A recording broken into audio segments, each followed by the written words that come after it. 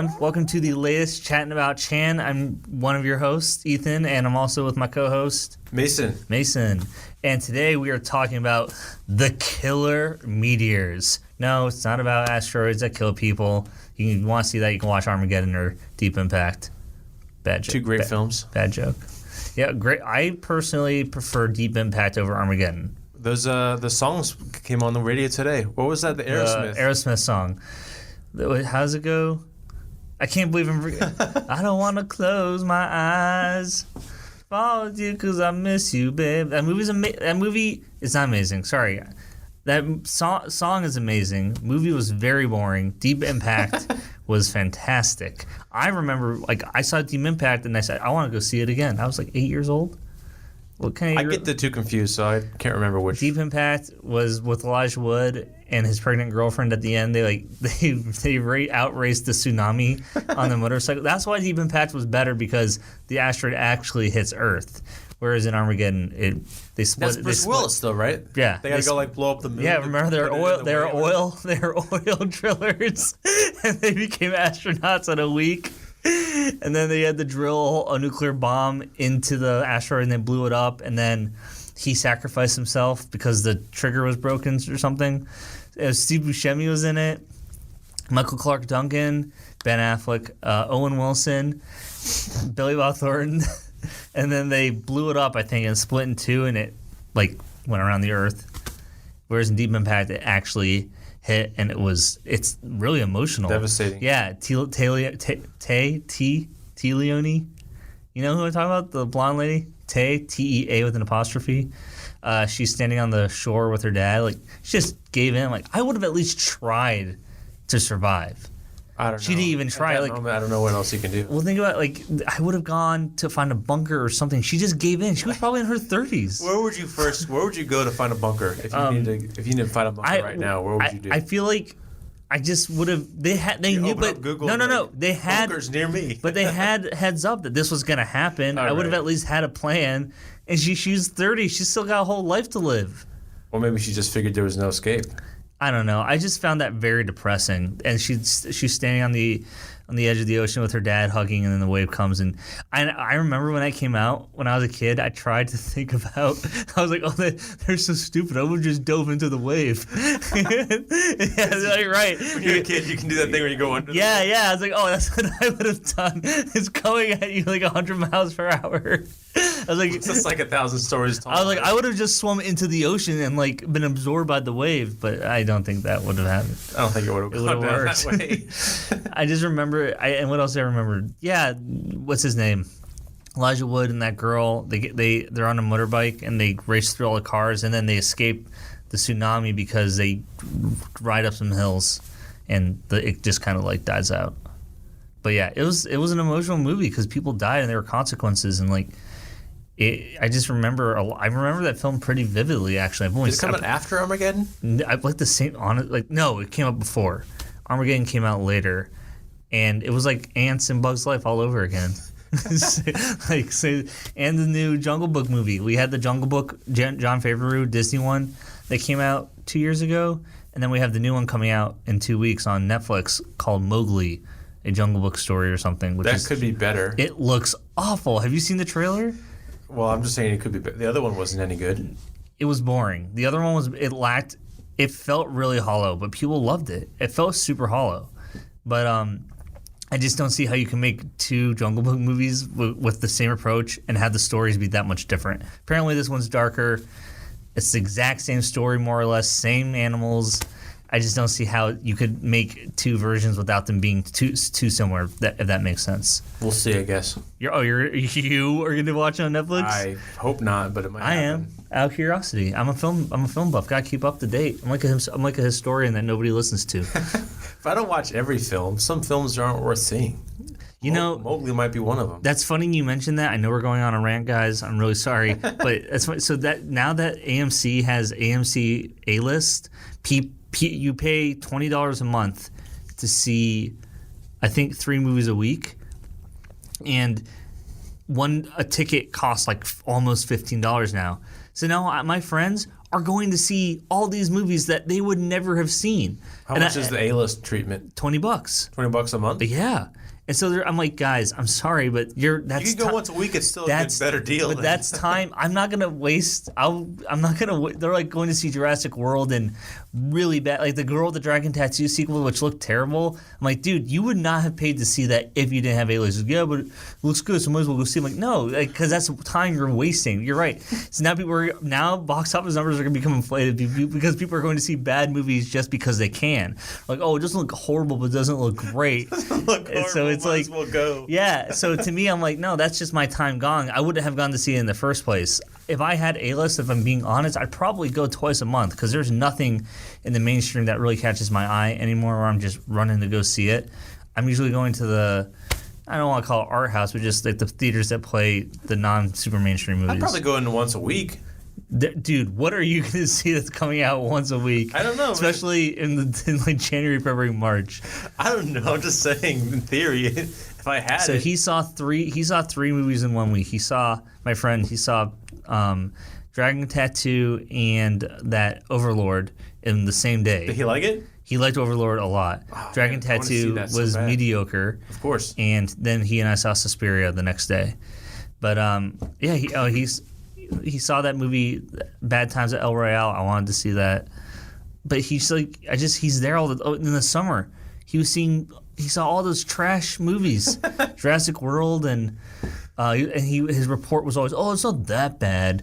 Because your expectations are so low that you're going to enjoy it now. You're just like, because you're getting essentially a free movie. Yeah. Anyways, all right, let's get on to the show.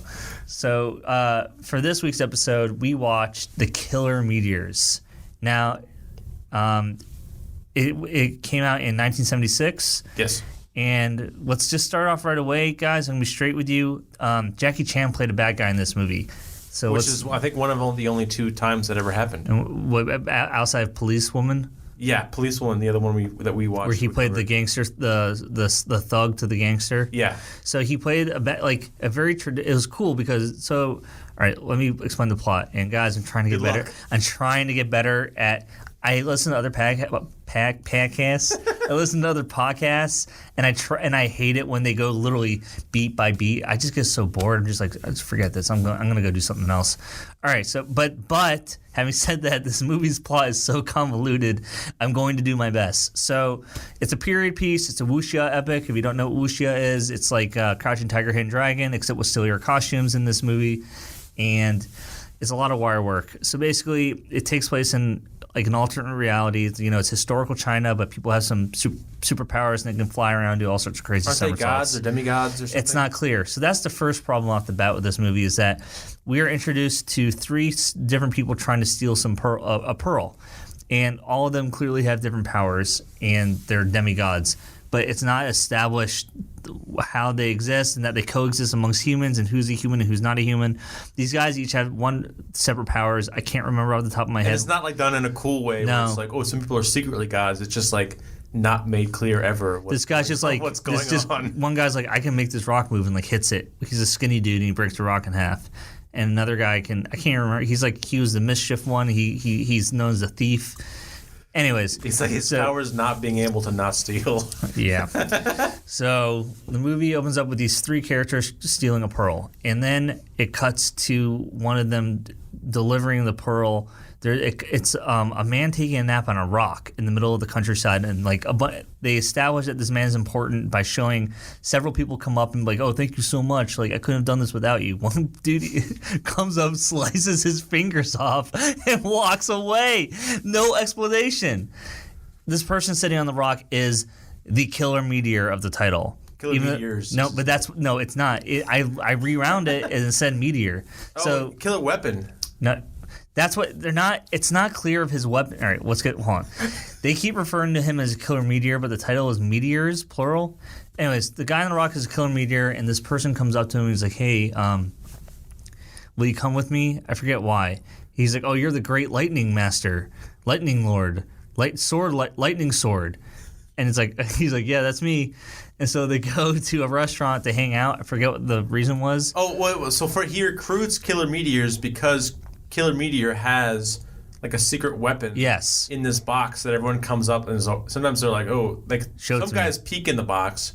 Like, you don't get to see what's in the box, and so, but it's like apparently some ultra weapon, and it's established that every fight he's ever gotten into, he's never lost. Yes, right? so he's kind of bored, right? Because he can never find a worthy foe. That's right. So he says, "I just kill everybody," and he's like, "Well, you got to fight like 499 people." He's like, "I'll just kill them all." So basically, Killer Meteor looks. He's like sitting on this rock board, like with a hat over his eyes, legs crisscrossed, and this guy comes up and I guess I can't remember exactly. He's like, "I have a opportunity for you to do something." He's like, "I know this really bad, like really horrible guy that you got to meet." Yeah. Like, he's super evil and you got to meet him. I don't really. By the way, so far we have Killer Meteor, and the other thing you need to know about Killer Meteor is that he kills everybody. He hasn't lost a battle, and he has a secret weapon that everyone talks about. And the secret weapon's in like a baseball bag. He carries it around. You don't see the weapon until the very end of the movie, but they talk about it. So he goes to a restaurant with this guy, and then the guy goes, "Hey, listen," he's like, "I'm the Great Lightning Lord, but I have a master." He's like, "Oh, you got a master?" He's like, "Yeah, this guy I work for. You should come. Let's go to his place and meet him." They go but he's a super evil guy, right? Hold on. But he warns him about that before they even does go. he? Yeah. Oh, anyways, they go to his place and it turns out it's Jackie Chan. And Jackie Chan, I gotta give him credit, man. He did a good job acting in this movie. So he's like a classic martial arts villain. It was a classic martial arts villain. He's known as sitting on a throne. He's sitting on a throne, but he's slumped over. He's known as the Immortal. And the dude, so Killer Meteor shows up. He's like, "Hey, what's up?" And this guy's like, "Hey, Killer Meteor, like, I know who you are. You have a reputation." Jackie is pale and looks sickly because he said that Jackie Chan says, "My wife, she poisoned me, and there's like basically he goes, "My wife poisoned me, but she won't kill me because she needs my wealth and my reputation. And the only cure for this poison's in a chest that she guards in a cave. And he says, Killer Meteor, I need you to get the medicine for me to cure myself." And Killer Meteor's like, "All right, sure." And then Jackie, he's sick, and then he goes, "I have a surprise for you." And then he jumps up and has like a 10-minute fight with Killer Meteor. And then he traps Killer Meteor. And then Jackie goes away. And then Killer Meteor is in custody. And then an old man shows up. And he's like, "Hey, I heard you're a good investigator. I need you to investigate something for..." This movie makes no sense, everybody. I'm sorry if I'm not making sense. This is how it goes. This old man goes, "I need you to investigate something for me." And Killer Meteor goes, "Okay." Old man gets Killer Meteor out of jail. And then Killer Meteor... visited by a beautiful woman. Yeah, right? I don't want to get into that because that, again, I'm just going to confuse people even more. A beautiful woman shows up out of nowhere in the jail cell. He goes, "How are you?" Killer Meteor says, "What are you doing here?" She goes, "Just love me. Stop talking. Just love me." And then, like, they sleep together, I guess. She bites like a leaf. I took a picture of that. Yeah, it was wheat. She has a leaf in her mouth. No, it was a stalk of wheat. Why? Because... Is that symbolic of something that I'm not getting? No, she's just a farm girl who loves wheat. So... he wakes up in the morning, she's gone, and he gets released from custody, and he has to go find somebody who can get him to Jackie Chan's wife. And basically at this point, Killer Meteor is like he's like a Sherlock Holmes type figure. He's just constantly deducing stuff. And he's just like, "Oh, blah, blah, blah, this and this." By the way, I forgot to mention... the wife has 4 famous bodyguards who get their own sequence. He's like, "Here, I wrote down." So Jackie Chan says, "Oh man, these guys, you gotta watch out for these guys, Killer Meteor." Oh, by the way, he wants Meteor to get the drug and then kill the wife. I forgot to mention that. So she has 4 bodyguards that guard the drug. They all have powers. I didn't catch the first one, but the third one knows voodoo. The 4th is called Devil Monk, and he's cunning. And then, maybe that's what I was laughing about. Was they all have superpowers, and then he goes, "The 4th one, Devil Monk, cunning." Like, what? That's it? Cunning? What's his power? He doesn't have a power. So it's being cunning. So these guys are built up. She has these 4 bodyguards. Cut to Killer Meteor meets up with a lady, and he goes, "Hey, lady," or she tries to kidnap him, but he tricks her, and then he's like, "Hey, lady," she goes, "What do you want?" They kidnap the homeless person. He puts a homeless person in a bag, and they take that bag. The whole movie makes no sense. He's in the bag, but then they open it, and it's like... He shows up to the lady. homeless guy? I thought you were Killer Meteor. And then Killer Meteor jumps out of the grass and beats up like 4 women, right? Yeah. And then she goes, "Oh, you're good, but you have to be my slave." And he's like, "Okay, well, you got to get me to Jackie Chan's wife." And she's like, "Yeah, I can do that, but you have to be my slave." And then she goes, "Let's go to the restaurant." And he goes, "What restaurant?" She goes, "Follow me." And then they go to the restaurant, and this is the part that was so perplexing. They go to the restaurant, and the 4 bodyguards, after being built up, are at this restaurant on their day off. After complaining to Jackie Chan's wife, like, if we take a day off, can't someone come steal the medicine, the drug? And she's like, don't worry about that. Like, if you're not worried about that, why'd you hire them in the first place? So he's at the restaurant, and the 4 bodyguards are there enjoying their meal. And Killer Meteor kills them all like that. Like, he kills the... No, sorry, except for Devil Monk. Because he goes... He's not a devil. Oh, yeah, he goes, that's not... The woman's like, I like devils. He's like, you like devils? That means you like dead people. And then he kills one of them. And he goes, no, you like this guy? He's dead. So Killer Meteor kills 3 of the bodyguards very quickly. So, like, all that build-up... The big conflict is all that build-up, no payoff. After he kills him, he takes Devil Monk and... God, this movie's so just laborious. And then I guess he goes back to the hideout... To where the wife is, and he goes to he goes into medicine, and then his buddies show up. In the beginning, the 3 guys we talked about in the beginning show up, and they have a big fight, and Killer Meteor gets the medicine, but then the thing about the medicine is that it decomposes your skin or something. Something does. No, they get the chest which contains the medicine, right? And they bring the chest back to Jackie. No, you're forgetting the part where she kills herself. Oh yeah. Why does she kill herself? She dies. Why? I don't, because they got the medicine. She thinks that he's gonna kill her. That Jackie Chan will kill her. So she drinks the medicine to kill herself. Yeah, she decomposes, and then they bring the chest to Jackie. This is the part I remember very well because it was so weird. So he like opens the chest, and then there's like this bottle, and he almost drinks it, and then he smells it, and he's like, "Oh, it's got poison in it." Poison, and he like pours it away, and he's like, "There's a secret compartment in the chest." So they go through this whole thing where it's like a puzzle box. He gets it open. There's another identical bottle. He drinks it. It's also poisoned. Well, do you think it's poisoned? So then Jackie dies. I'm using air quotations here. And then the palace gets set on fire. That old man that I talked about earlier that got Killer Meteor out of jail shows up again. And he was like, "Oh, you solved the puzzle." He's like, "Case closed." He's like, "Case closed." Inspector. And that's why I'm like, this movie is just a weird mystery, except where they tell you everything. This whole movie is just exposition. There is there is action, but literally the movie is just plot. It's just plot. There is no acting really. It's just people spewing dialogue of a bizarre, convoluted plot, overly complex. I don't see how anybody could have found this entertaining.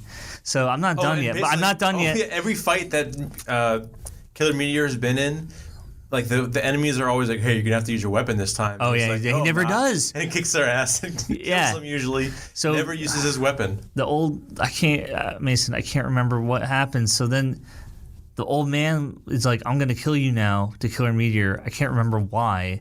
So then there's another big fight, and Killer Meteor kills the old man. So Killer Meteor's killed almost every character. But does he? Oh, he killed him with the Killer Meteor, right? Yeah. So that's the best part, where finally Killer Meteor takes his weapon out of the bag, and it's this awesome. Imagine it's like a dumbbell. What do you call it? Wait. Mace. It's like imagine a mace. Barbell. But imagine a barbell, but on either ends there's spiky balls. And I was like, "Oh, shit's about to get real. This is gonna be awesome." And then Killer Meteor like presses a button, and the ball launches off of the rod into the dude's chest and explodes. It was insane. It was amazing. I was like, a great explosion. And I was just like, "That's awesome." End of the movie. I'm gonna go to bed happy. And then Jackie Chan shows up, and he's like, "Haha! Like, you killed, everyone's dead. You solved the case." And then they have to re-explain why Jackie Chan is alive. And Jackie Chan was like, guys, I forgot to tell you, all the drug stuff, the real drug was still in the cave. And Killer Meteor went back after Jackie Chan fake died to get the real drug from the cave. And Jackie was like, I knew the real drug was there, so I faked my death. And he goes, now everyone has killed each other, and you're still left alive. And Killer Meteor goes, why didn't you kill me? He goes, oh, because I wanted you to see what was he. So it made no sense. He's like, why didn't you kill me earlier? And Jackie Chan's like, oh, because everyone else is dead, and I wanted you to see this, but now that you know, I have to kill you.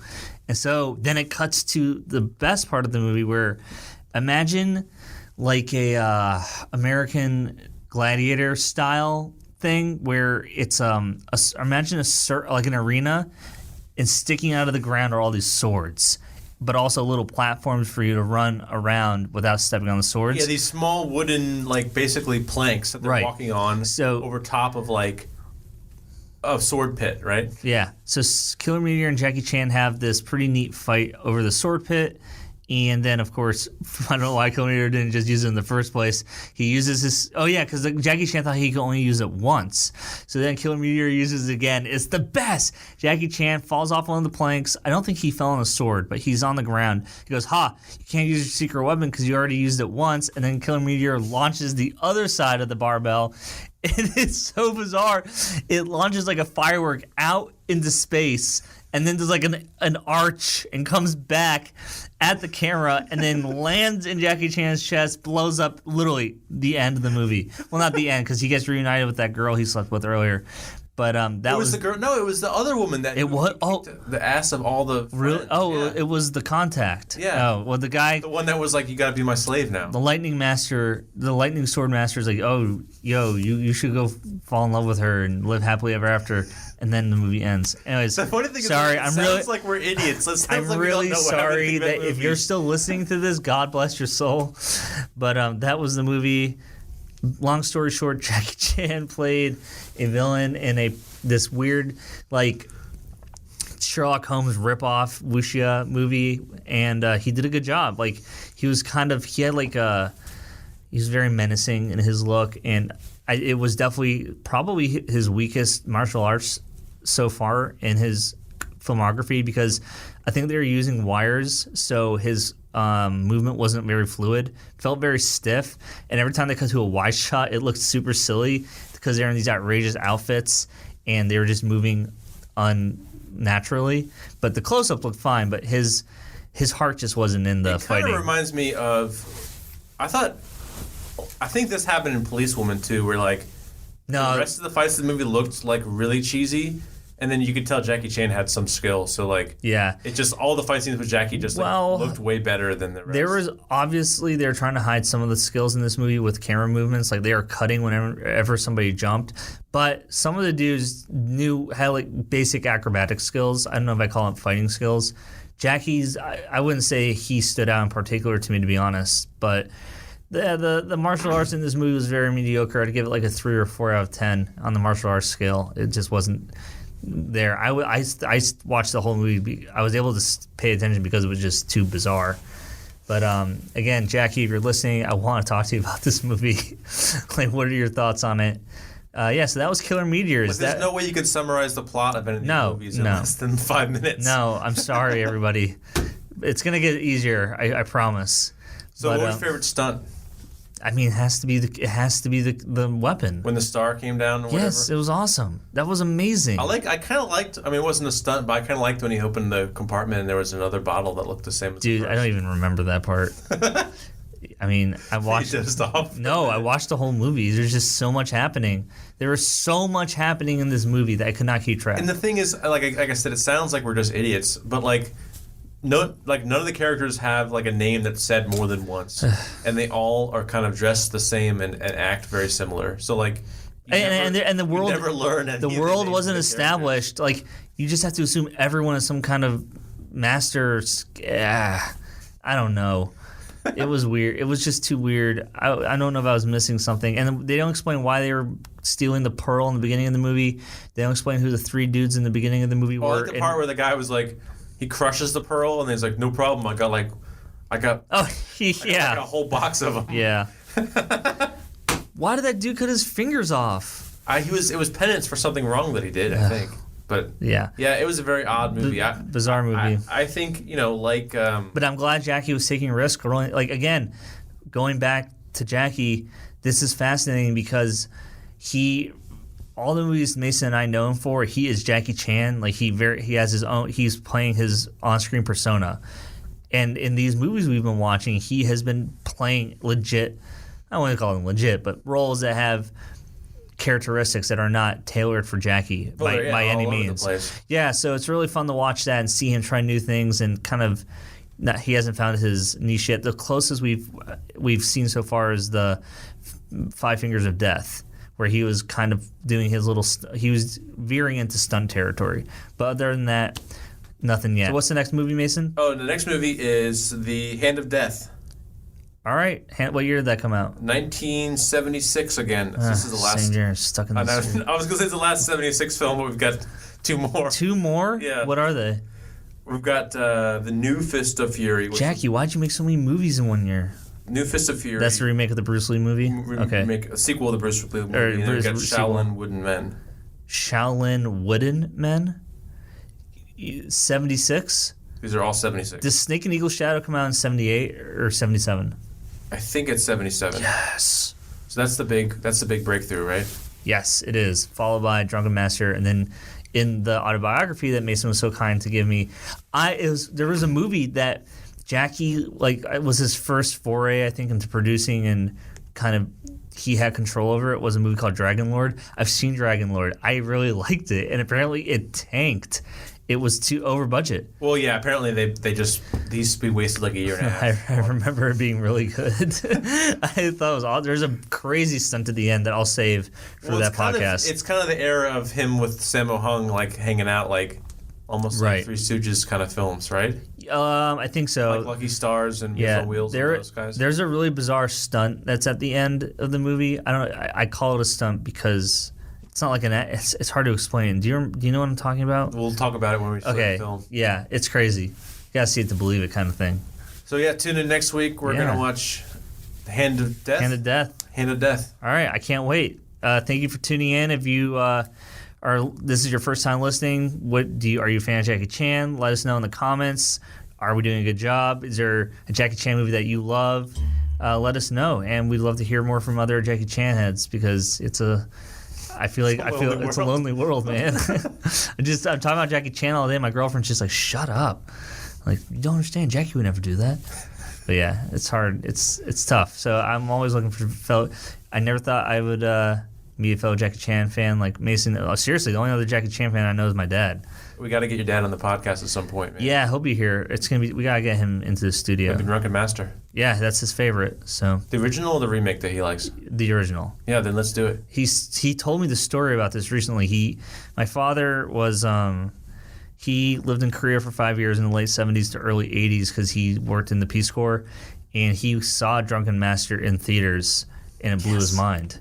And I didn't know this until recently. He said he saw it in theaters in Korea.